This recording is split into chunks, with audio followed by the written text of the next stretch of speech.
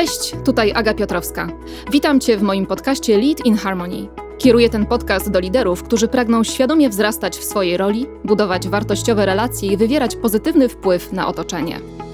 Do rozmów zapraszam liderów, menedżerów, coachów, którzy dzieląc się swoim doświadczeniem i spojrzeniem na współczesne przywództwo, zainspirują Cię, podsuną pomysły i rozwiązania, jak radzić sobie z liderskimi wyzwaniami, albo po prostu dodadzą odwagi do działania. Zapraszam na kolejny odcinek. I have a great pleasure to invite you to listen to the interview with Erdem Isikli in today's podcast. I met Erdem at one of Alan Seal's Transformational Presence workshop. Erdem is currently the Chief Retail Officer at L'Oréal, responsible for developing the retail network in European countries, the Middle East countries, and Africa. He is an engineer by profession, and he has 20 years of business experience in well-known brands like Nike, Levi Strauss, or L'Oréal. Erdem didn't hide during the workshop that he had a rational and analytical approach to the reality, life and professional reality. He took part in the Transformational Presence workshop to become a better leader for himself and for his team. Meanwhile, the main topic of the workshop and the transformational presence concept is to learn how to show up to life and leadership in a way that creates the best possible environment for transformation and development. Being present means here seeking answers in yourself, listening to your intuition, to your heart, to your body, listening to the potential of the situation, extracting information that a given situation brings to you. And often you can't express it in numbers, in figures. You have to feel it. And you can imagine Erdem, engineer, with his rational approach in the middle of such workshop.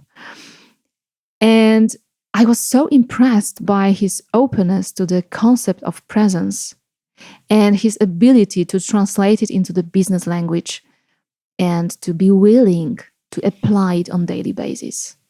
And that's what we talk about with Erdem today. Please enjoy. Hello. Hi, Agnieszka. How are you? Hi. Tell me, please, where are you now? Because you are not in Poland. No, I'm not in Poland. Currently, I'm in Paris, Wow. where I just moved in April. As you know, I'm working for L'Oréal, and they asked me for an assignment in Paris together with my family for a few months. We are already in Paris, enjoying the beautiful city and the beautiful country. Oh, yes, the city is really beautiful. You know, when I think about Paris, so I think about my studies when I was working as a babysitter, fille au père at that time. So it was, oh my gosh, over 25 years ago. So it's a long time ago. But really, the city is beautiful. So, yes, I'm jealous a little bit. So you're always welcome to visit, and we'll do another recording here then. Yeah. Oh, yes. Yeah. So prepare that I'm coming. Okay. No problem at all. So today we are talking about leadership, about your experience in leadership area, and also the topic that is really, really interesting, which is how to be present as a leader, how to really make your team grow also and grow yourself as a leader, being mindful, being attentive, being like using this kind of also servant and participative leadership. So this is the topic that we are going to cover today. But before we start talking about that, I would like to ask you about your experience as a leader. So what shaped you as a leader? What was your path in leadership? So maybe I start a little bit with myself, and then we build into the leadership area, because you know what I understand from leadership is all the experience that you have in your backpack, and all the skills and all the experiences that you built going through different stages of your life. I was born and raised in Turkey, where I finished my formal education with an engineering engineering degree. This is way back, middle of 90s. Later on, I spent majority of my working life in different countries. I left Turkey. I spent a lot of time in the US, the Netherlands, and recently Poland, of course, before I moved to Paris. In my early school years, I developed somehow the idea that I wanted to become an engineer. Because I was always fascinated with science, with factual observations. I liked numbers over other subjects. And of course, there was a lot of popularity around engineering schools at that time. So finally, I managed to get into an engineering school after hard preparations. The funny thing after that is that when I graduated as an industrial engineering, my first job was engineering job. However, I did not work as engineer for a long time. Why I say this? Because I wanted to highlight that there are things that stayed with me from engineering education. Things like analytical thinking, things like how you approach problems, things that my obsession with facts and factual observations. These are really important things that I still use in my dealings with different situations, different issues, even with people. Sometimes I find myself structuring my thought in a different way. So some of those things they are still with me today. However, my career took a change, took a turn. I went into a commercial world and, being part of the team for some time, and the opportunities came to lead teams, to be in charge of, processes and the teams, etc. Then I had really, really good opportunities to work in the leading companies in their industry. If I look back at my career, I was always lucky to work for companies like Tetra Pak, Diageo. Then I had a great opportunity to work for Nike for 11 years.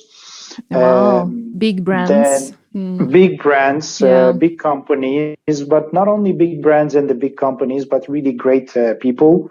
And I had the great opportunities to work with really, really amazing leaders. So it's not really, few individuals or few choices that I made. All the choices that life gave me, basically, that brought me here. Okay.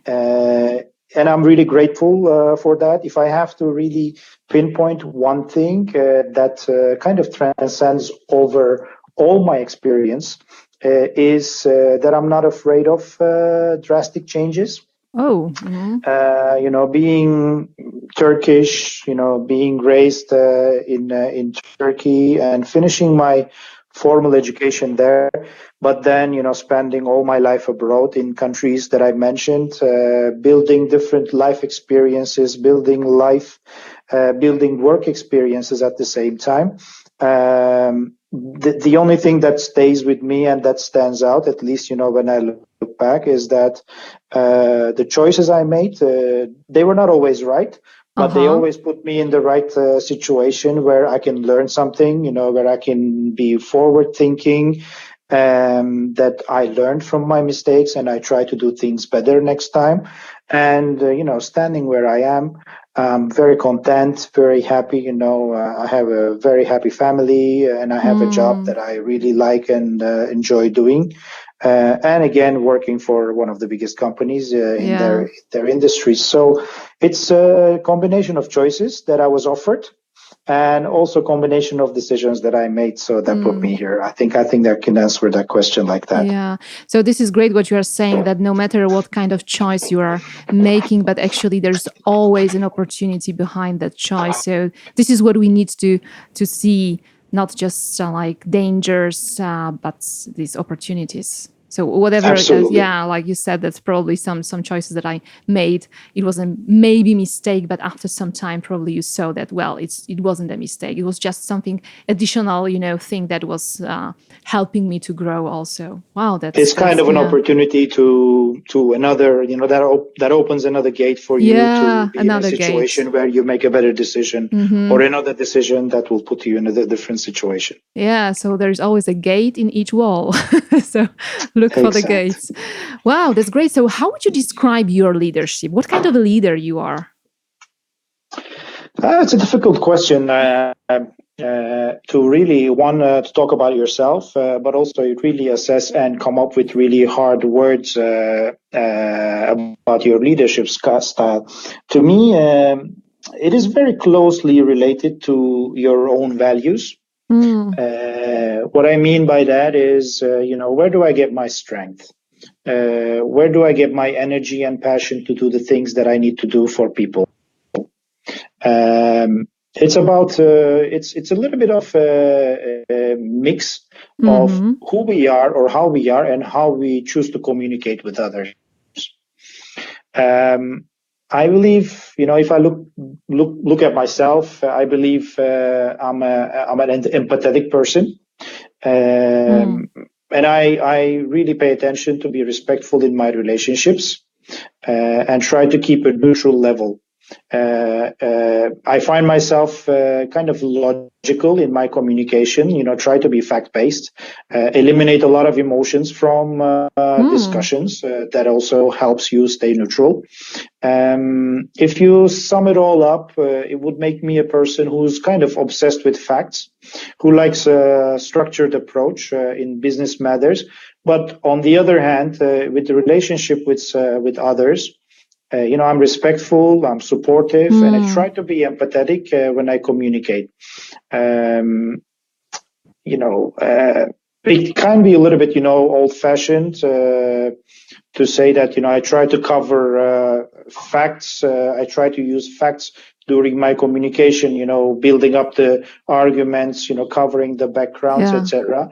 But it helps me become more genuine in my communications. So it's not really prescribed.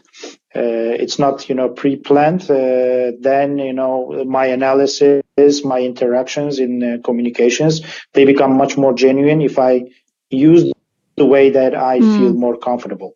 Yeah. What helps me most of the situations is I'm a calm person. I learned how to really how not to get stuck on small things. Oh, that's interesting. As Americans say it, I don't sweat the small stuff. And, I try to kind of bring people on a bigger picture. I try to bring people to a point where we look at the future.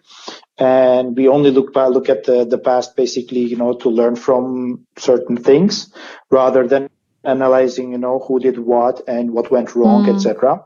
But overall, showing empathy, being fair, and being nice to people takes less effort than being unreasonable in most situations. So I try to kind of put this always at the center of my relationships with my peers, with my bosses, with my subordinates and the teams. Once you do that, I think the relationship becomes much more genuine and easier to manage. Wow, it sounds really great. And I think it would be a kind of like being in a paradise working with you. On one hand, you are really, like you said, obsessed with facts. So, and also you like figures. So actually, it's something that, in the business is very, very important. But on the other hand, you said you are empathetic, you build relationships with people, you try to be also respectful. You are respectful. So, that's a perfect combination. But was it like that since the beginning? Well, that's a little bit a provocative question.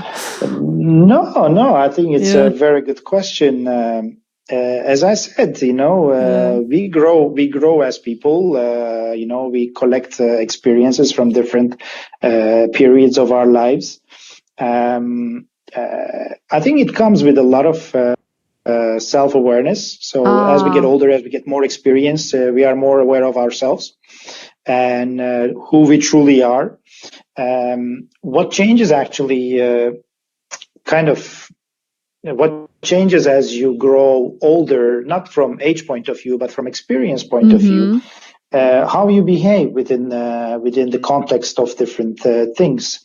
Who you are stays. It's you are in charge of your own development. You're learning your choices, but how you behave, you can actually maneuver much better in the different situations as you gather more experience. So of course, with me it was the same, right? So what you would do in the beginning of your career with less experience is completely different from what you would do at later stages of your career, where you have years of experience dealing with people, years of experience, going through different cycles of business, different business models, different company cultures. No, to answer your question, it wasn't always like that. You build up to the point that you feel more comfortable. And am I done with my development? For sure not. If we do the same questions probably 5 years from now, answers will be probably in essence similar to each other, but there will be some differences because we all change. So you're one of those leaders who think that they learn and they grow all the time, right? Yeah, I believe we're never done with learning. Yeah. That's what I think also. Sometimes during some, leadership workshops, when I see and talk to some leaders, and after 10 or 15 years of being a leader, they say, well, I have a lot of experience, I know everything right now. I say, oh my gosh. So it's well, I think that, everybody is learning all the time. Well, you said that as a foundation of, this growth of a leader, there is self-awareness. So how, to use this self-awareness, or what to do actually on daily basis to also to be more self-aware as a leader? How did you do that? First of all, having a little bit self-reflection in your daily life. As I said, who we really are actually doesn't change much as we go through the time. Once you start self-reflecting, you become a little bit more aware of your choices, your preferences, the things that you like doing and you're not happy with within your current environment. You start questioning how you can actually become kind of a better version of yourself. Focusing on your areas that you want to develop, areas, sharp corners where you want to even out a little bit. But also, there's a lot of feedback in your life. There's a lot of, wanted or unwanted feedback. And as we all know, feedback is a gift. What you do with it is your decision. And when you combine all those things, you really kind of get all the help you need to become more self-aware.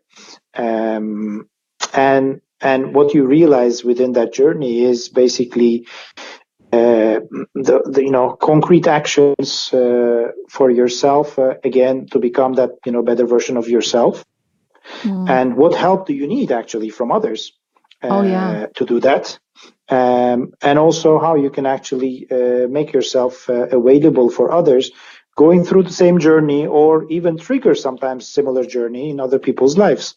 So it has different angles. Becoming self-aware, becoming aware of your surroundings, how you interact, the choices you make, actually, how much you share, how much you take in. It's just like being in a relationship in the family, with your parents, with your subordinates. So your daily life helps you if you're aware of the signals, and if you're aware of the feedback, and if you would like to do something with it. There are enough signals and feedback, I think, everywhere to use for all of us to become a little bit more self-aware. So the things that have impact on our self-awareness. This is not only a professional area, but this is also, as you said, relationships with other people like family or friends. Yeah. So yeah, that's very important that I don't stop being a leader when I leave the company, when I leave the office, but I'm a human being still, as a leader, as a father, as a friend. So I need to consider all of these areas, as you say. That's really interesting. Yeah. Yeah. That's and also you said unwanted feedback. So, well, so also building self-awareness, so it means observing, as you said, and listening a lot. Yeah. And even if this Absolutely. unwanted, sometimes unexpected feedback, that probably sometimes is not nice, but we have to take it into consideration as well. I think majority of the feedback in our lives, we get it in unwanted ways anyway. So I think we better accept it and try to do with it rather than refuse it and ignore it. Oh yeah. Oh yes. Just take it as a gift, as you said. Yeah. Yeah, that's interesting. So when we met, it was during transformational presence leadership workshop. Transformational presence. This is a concept developed by Alan Seal, and we both with you, we were the participants of this workshop. And when you say that you are engineer and you like this logical analytical thinking, you like figures, facts, etc. And when I recall the content of the workshop, and also, for example, the day when we were talking about chakras, for example, and your reactions to this program. So first, you were really like surprised by what we were discussing, but then you said that was a very practical training for you, and that you are using a lot of things that you learned during that workshop. So, well, being present as a leader in your role as a leader, what does it mean actually for you to be present? Yeah. This is a very, very crucial and interesting question. And unfortunately, there's not one right answer for it, right? So I can only answer, from my own experience. Yes, please. There are a few things I realized after the training that, again, coming back to the self-awareness, what are the things I can do to avoid the destruction, how I can remove the noise in my environment, right? A little bit more self-respect, self-reflection, the things that I can do to connect my physical being to my mental state, feeling your breathing like we did during the trainings, or feeling your own weight and kind of connecting to the earth, whatever works for you. You pick those things and then you try to kind of blend them in your daily life. To be present, for example, with my colleagues or with my family, two different things, but I try to approach it in a similar way. Because if you look at our life today, we are all distracted with different things. Yes, we all have very full agendas, it requires us to be in back-to-back meetings almost all day. We all have mobile devices where we are kind of part of a completely different world, different reality, because life never stops in digital world, and non-stop distractions everywhere. So to be present and to be in the moment physically and also mentally is a huge challenge. I think it is a bigger challenge than what it was 20 years ago. Yeah, absolutely. And what I try to do is, if it's a business-related situation, it might sound irrelevant, but I think it works for me. So I'll share with you. I try to take handwritten road notes in all my meetings and all my kind of conversations. Again, it might sound weird, but looking at, because I know that many people are trying to take notes on their, mobile devices, on their computers, etc. looking at the screen and being in a conversation with somebody doesn't work for me, at least. Okay. And I take the opportunity to, visually connect with people. I try to exercise a little bit more active listening, asking questions, try to rephrase what I heard if what I understood is exactly what was said. Again, because of all the, distractions we have, what is transmitted and what I understood are the same or not. Then if it's a conversation where I need to focus, most of the conversations we are in today, I think we have to really take the opportunity to prepare ourselves mentally, take a moment, breathe deeper, clear your mind. If you need to prepare, then prepare with the information, but also take the moment to really prepare yourself mentally to be there, to give your full attention to the other person that you're dealing with. To me, what helps is, again, this handwritten road notes, because I can visually stimulate connection. But I'm sure if you ask, 100 people, you will end up with 100 different answers, because what works for each person is probably different by individual.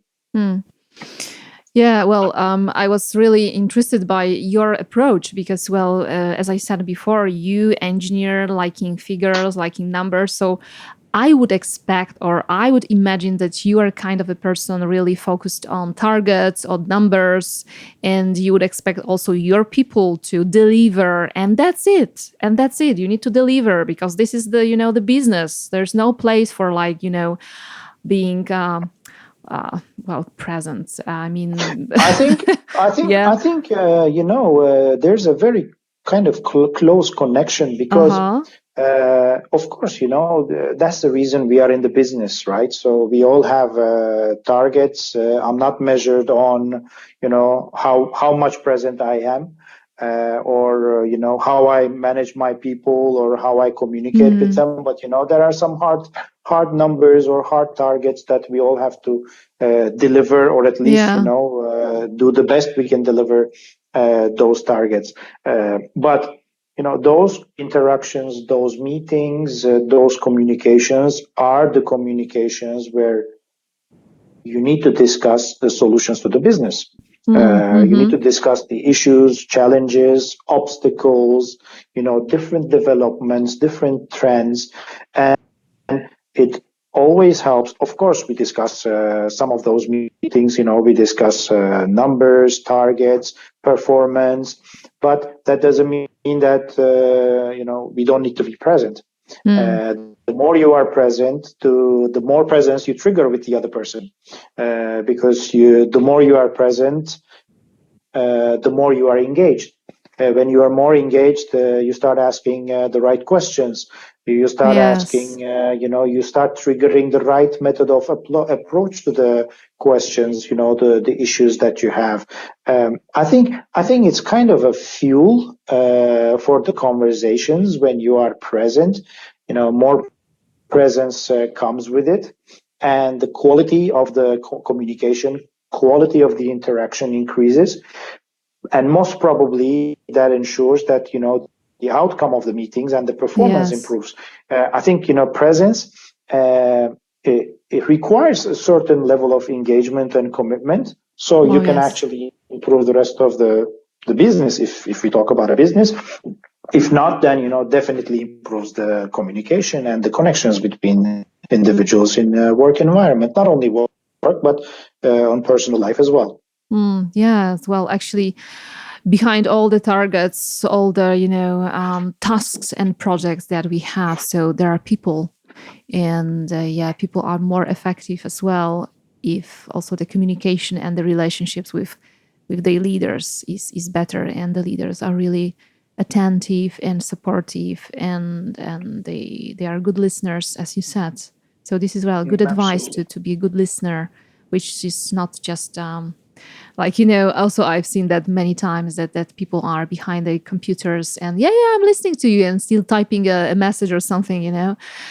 So it's not this kind of listening that we are talking about. Yeah. No, no, no, no. Physically and mentally, you need to show with your actions, with your presence that you're there and you're engaged. Otherwise, as I said, presence brings more presence, but lack of presence also kills the other people's willingness to be present and engagement.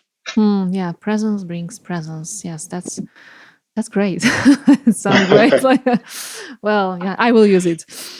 Yeah, and Very good. tell me, so what kind of challenges do you have actually that you feel that these are my challenges in my leadership, and how do you overcome them, if you have any?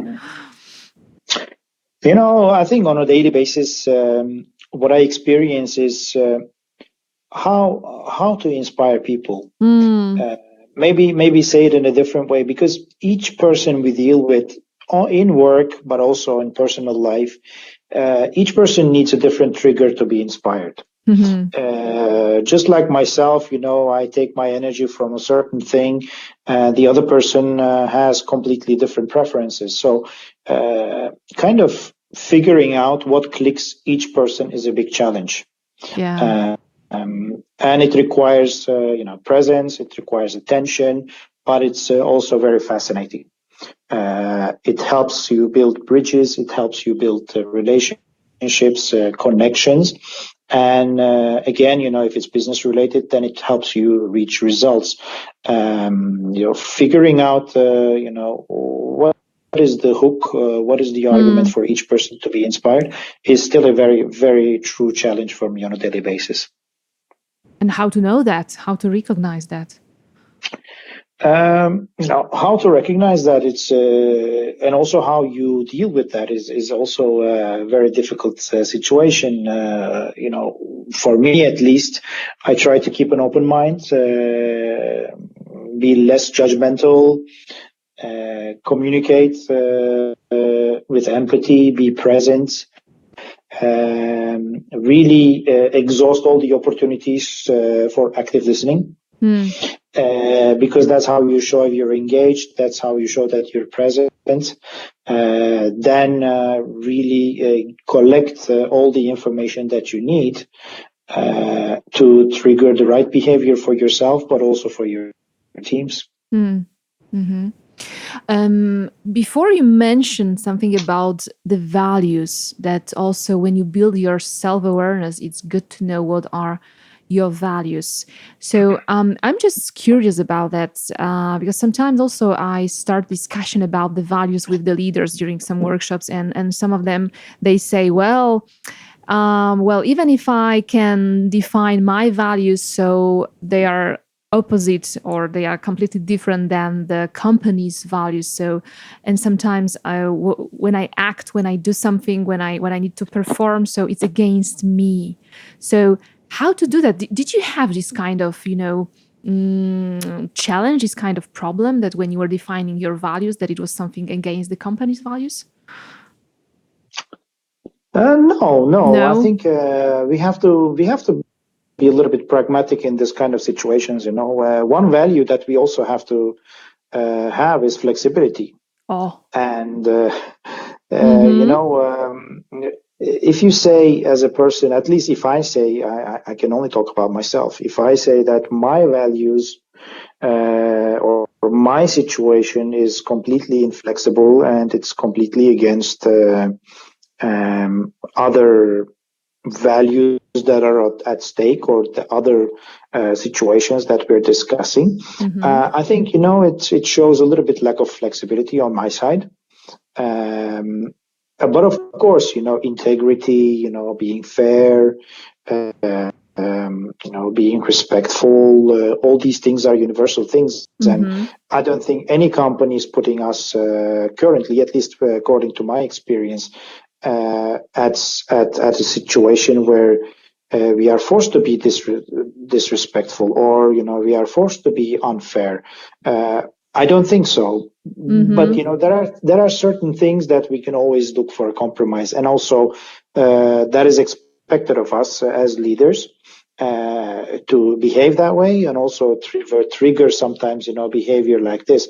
So, and also having, those universal values, present in your life, and also you kind of show them that you respect those values and have those values, helps you portray yourself as a person that will not, hopefully, that will not, find itself or himself in a situation where you are asked to do something that you're not supposed to. It's, I think, situation by situation, it might change, of course. It has to be discussed separately, but I'm not talking about, really personal traits that will block you from, doing one thing because your company wants. If your religious beliefs they don't allow you to do certain things, then you don't choose a job, or you don't choose a situation where you are, that you will go against those preferences. They are not even values, because those are sometimes traditions or choices. But values, when I talk about values, I'm talking about universal things like integrity, like respect, like fairness, like equality, like all those things that. And I struggle to really believe any company would force anyone to go against those universal things. Yeah, I think it's also, if it happens somehow, well, so then also it's about this leader's courage to talk about it openly, right? Yeah. Yes, exactly. Yeah, and also you mentioned that you were working in, you're traveling from country to country, so you have a lot of experience in, in different cultures, in different countries. So, so I would like to come back to this presence. Does it, vary? Is it, a little bit different when you deal with different nationalities, different, people from different cultures, or just presence that you were talking about? It's universal thing. I think, again, maybe I'm oversimplifying, but how you come across as a person, if you're respecting all those values, and if your behaviors are generated by those values, it is, I think it is the same. It is perceived the same way in different cultures. And being respectful means being mindful of some of the traditions those people that you're dealing with, those people have.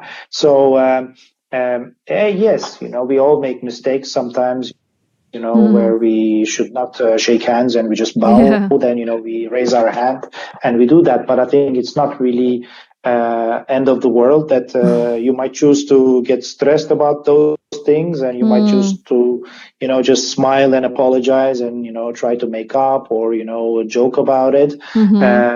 It depends. It depends on the situation. But genuinely, if your behaviors are generated by your values and universal values, there is little chance that you will be misunderstood or you will be perceived. Again, I might be oversimplifying. In general terms, I'm talking.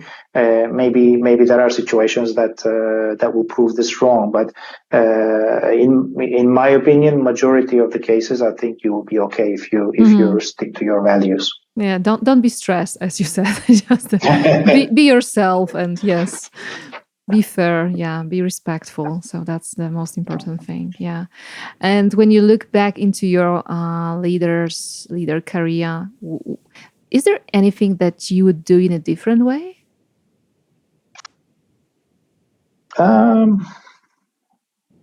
To be honest, if you remember the moment that I shared what I thought about my experience during the training, I think it was the third day where I realized that when I look at my life, professionally, but also personally, I realized that my journey is exactly the reason I am the person who I am. And it is a realization. So I had that aha moment in my life during the training, saying that, okay, everything, all the wrong choices, if I consider them wrong, or if one considers them wrong, to be honest, the answer to your question is no. All the mistakes, or all the kind of wrong choices that I made, they were for a reason for me. To either learn something, to face the consequences, to get an experience out of it. So actually, I can be more prepared for the next choice that I will make. Maybe it's kind of a cliche to say it, but all the choices, all the even wrong or the right choices, all the choices that I made helped me become the better version of myself. So I am who I am because of all the choices that I made. I would not change anything, to be honest. There's a lot of acceptance in what you're saying. Wow, that's, I think, kind of a really maturity. We can 3 days see. of 3 days of training in together with you and instructors put me in that moment, and I'm very happy where I am. Wow, that's great. Yeah, well, that's great to hear that from the leader who is in so high in hierarchy in the company, which makes me think that, well, if we have leaders like that who are so self-aware, so really conscious, so it can change the leadership. So really, that's great. Wow. Yeah. Okay. So well, so I have a question also for young leaders. If you were to give 3 tips, or, well, just some advice to young leaders, or not just young, maybe to other leaders, about leadership, actually. So what would that be? Um, I'll say a few things. I don't know if they will be 2 or 3, but I have as a result of our conversation, I Yeah, have a say few what you things have. Yeah. in my mind, and I will just mention them. Like we said in the beginning, learning is a lifelong process. And, doesn't matter how old we are, how many years of experience we have, or if we are in the beginning of our career or not, we're never done with learning and developing ourselves. It's like as if you're running or participating in a marathon. Becoming the best version of yourself is a long journey. Professionally or as a person in your private life, approach it. Don't rush it, but never stop learning. It's not a formal education. Every opportunity, every situation, every business challenge, every personal challenge has somehow a learning opportunity in it. Yeah. I think if you phrase it all together, it's acceptance and choose to deal with what life throws at you, rather than deny it, not accept it, or ignore it. That's what I try to do with my life. It's not an easy way. It's not easy to do. But in the long run, I think you'll be more fulfilled. You'll be more aware of yourself, and you'll be happier accepting and dealing with life. The second thing is that this development and self-improvement, or improvement overall, is not to be rushed. Oh. It can come very slowly, and usually it does come very slowly. But of opportunities, the overall improvement is basically smaller opportunities, smaller improvements that we have around us, from knowledge point of view, from personal point of view, from experience point of view. And I think the art is to really realize that those small opportunities for smaller improvements are everywhere, and then we should really maximize those opportunities. And if you add up all those small improvements, then it will accumulate a huge progress in your life. Important thing is the consistency. Consistently go after those opportunities, and don't skip any opportunity to improve yourself. Give the opportunity for others actually to improve themselves. give them the tools, give them the information, give them the support they need Feedback. to feedback, but also to improve themselves.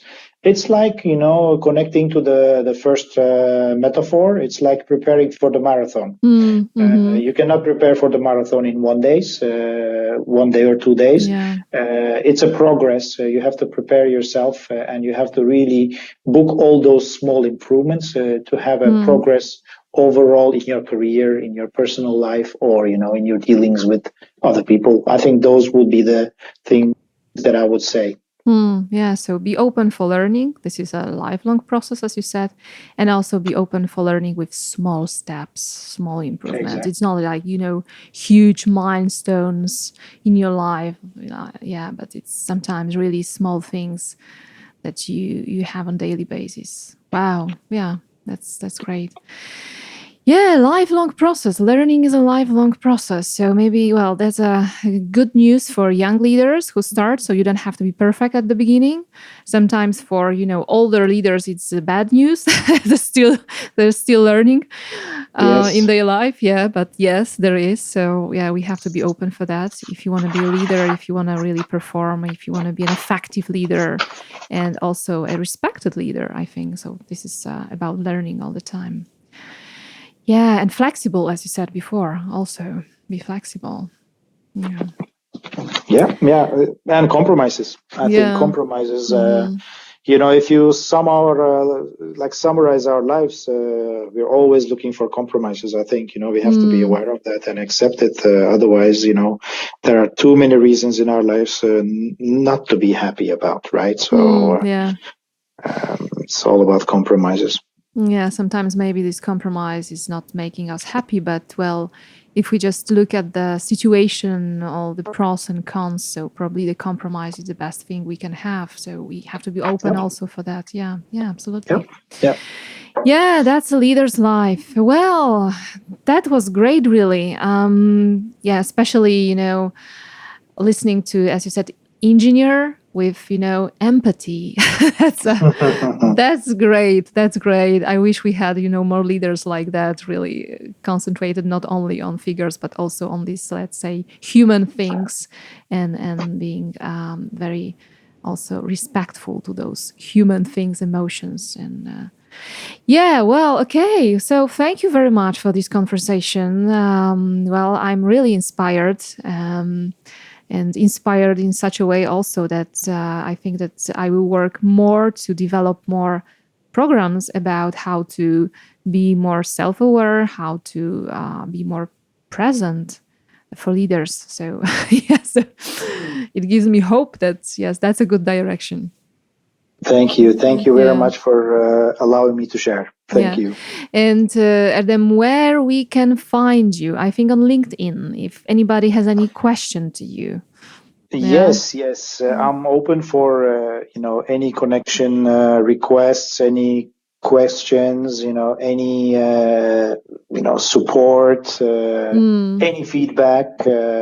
Anyone who wants to reach me, they can find me on LinkedIn. Okay. Very well. Okay. Thank you very much for your time. So, being in Paris, when I think about it, right? What is the weather in Paris right now? We are at the beginning of November. Beginning of November, it's around 12, 13 degrees. And the forecast for the coming 14 days is rain. So 2 weeks nonstop rain. Yeah, Paris in the rain. Okay. Why not? Okay, thanks a lot. Thank you very much. And probably see you one day. Yeah, that's another maybe workshop. Yeah, thanks a lot. Thank you. Thank you very much. Jeśli zainteresował Cię ten podcast i chcesz zostawić o nim swój komentarz, zajrzyj na stronę www.agnieszkapiotrowska.pl/podcast i podziel się swoją opinią albo pomysłem na kolejny temat podcastu. Do usłyszenia!